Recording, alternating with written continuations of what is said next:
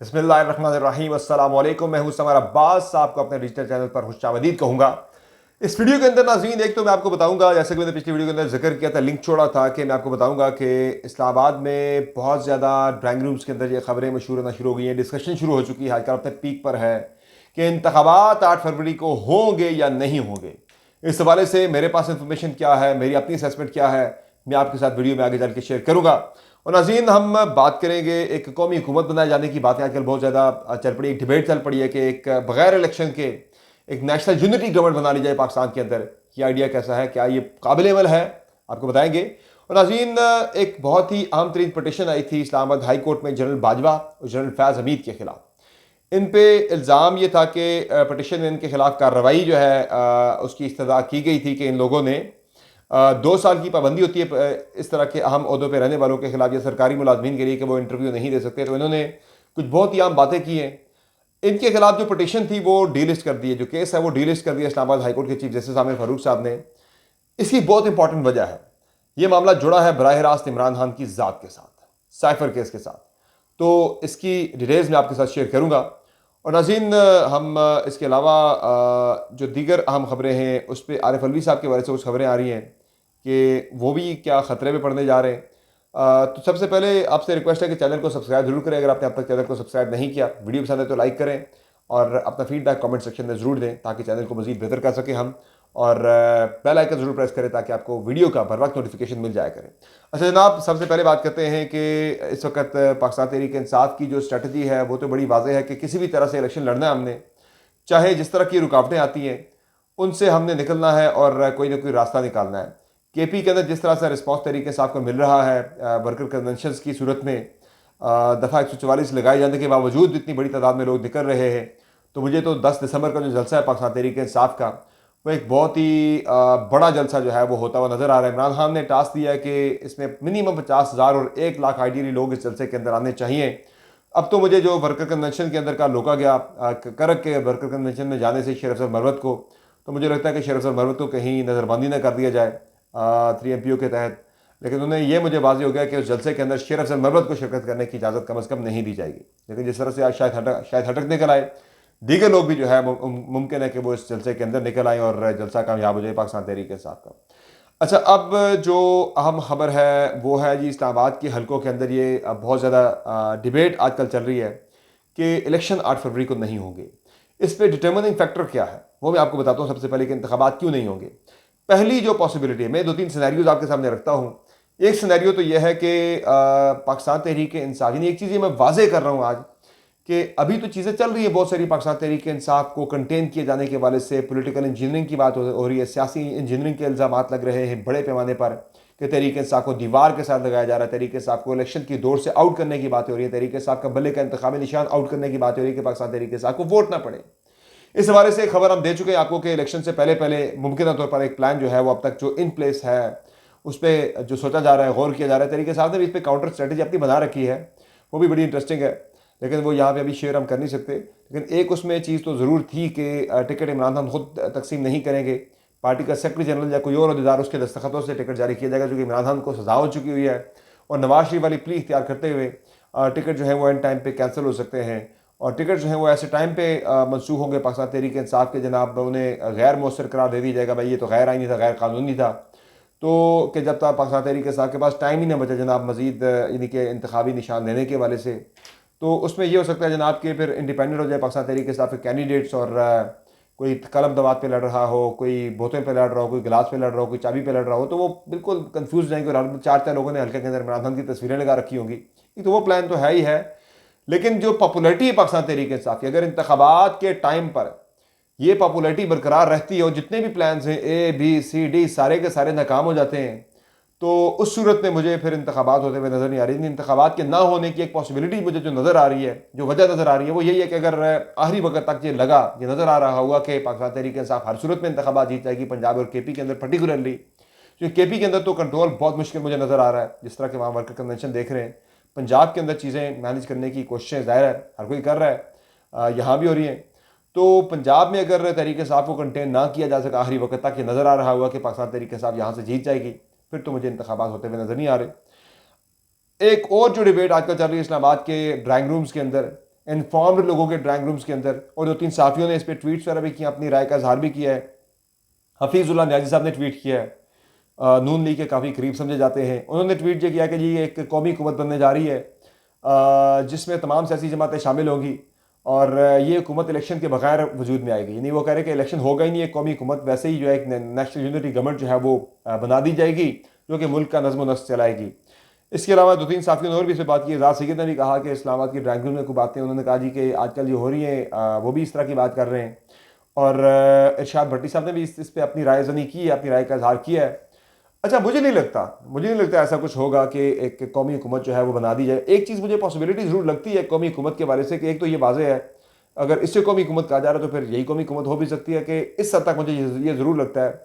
एक चीज़ तो वाज़ेह है कि इलेक्शन अगर बहुत ही शफाफ होता है फिर तो पाकिस्तान तहरीक इंसाफ मेजॉरिटी ले जाएगी सेंटर के अंदर भी, पंजाब के अंदर भी, और केपी के अंदर शायद उसे 2/3 अक्सरियत मिल जाएगी।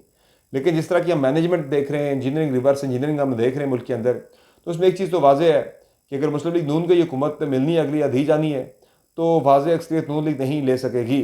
तभी तो आजकल राना सनाउल्लाह साहब बार बार कह रहे हैं, पुकार के कह रहे हैं, अब किसी के नाम अवाम का लेके सुना के किसी और को कह रहे हैं कि अगर मुल्क की मईशत ठीक करवानी है तो फिर हमें सादा अक्सरियत देना होगी, हमें पंजाब कौमी असम्बली की 120 से ज़्यादा नशस्तें हमें देना होगी। तो वो किससे कह रहे हैं, सबको पता है कि वो किससे मुखातिब कर रहे हैं। वो तो खुद आजकल सिलेक्टर यानी कि वो सिलेक्शन कमेटी के आगे इस्तदा कर रहे हैं, CV पेश कर रहे हैं कि हमें मुंतखब कर लिया जाए।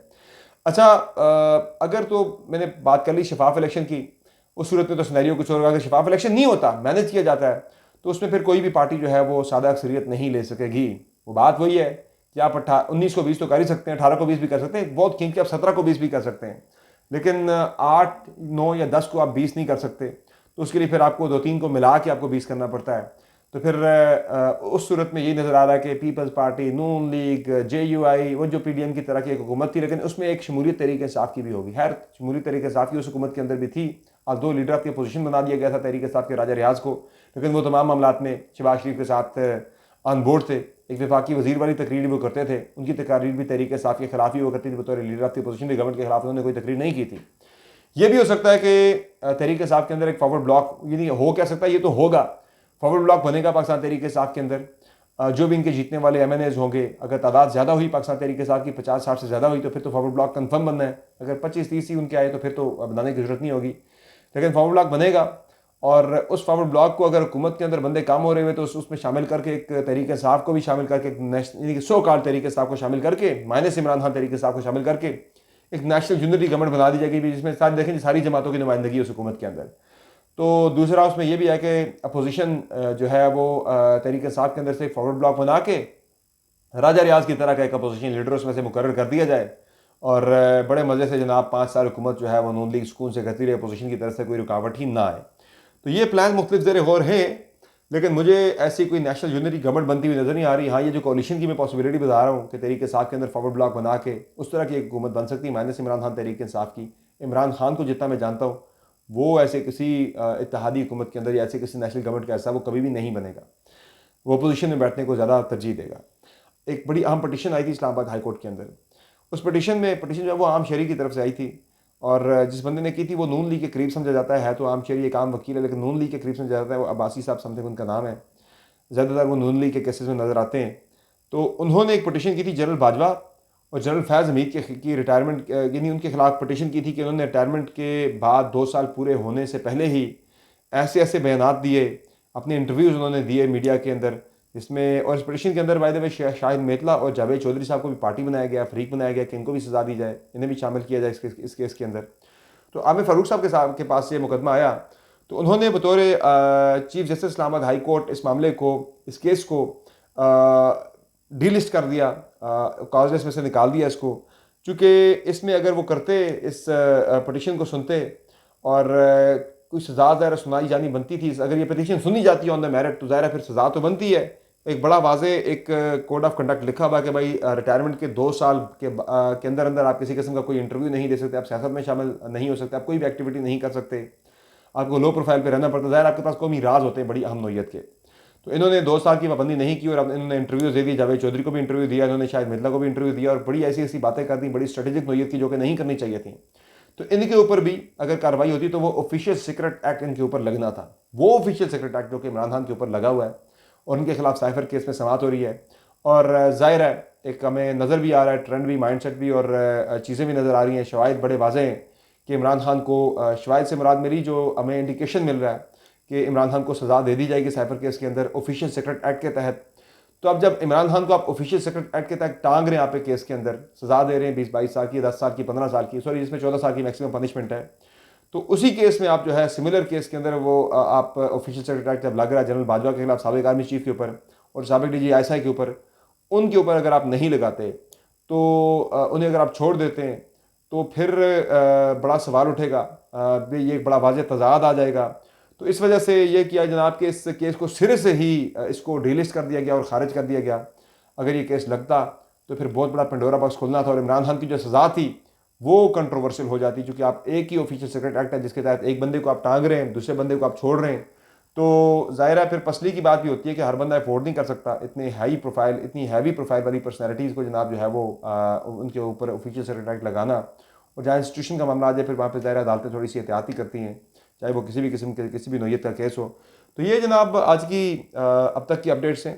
इंशाल्लाह अगली वीडियो में आपकी खिदमत में दोबारा हाजिर होकर कुछ बहुत ही आम खबरें आपकी खिदमत में शेयर करूँगा। आरिफ अलवी के वाले से वायदे को एक पटिशन आई थी एक आम शहरी की तरफ से, उन्होंने कहा जी कि उन पर अहम तरीन जो कौमी जिम्मेदारी जो उन पर बनती थी, जो फ़राइज़ थे, आइनी जिम्मेदारियाँ थी, इलेक्शन की डेट तक बाकी मामला, उससे उन्होंने पहलू तही की है, इसलिए उनको ओहदे से हटाया जाना बनता है। ये सुप्रीम कोर्ट ऑफ पाकिस्तान में पटिशन आ गई है। इससे भी मुझे वो शहरी जो है वो एंटरटेन होता हुआ नज़र नहीं आ रहा। अगले सदर के इंतखाब तक आरिफ अलवी साहब जो हैं वो मुल्क के सदर ही रहेंगे।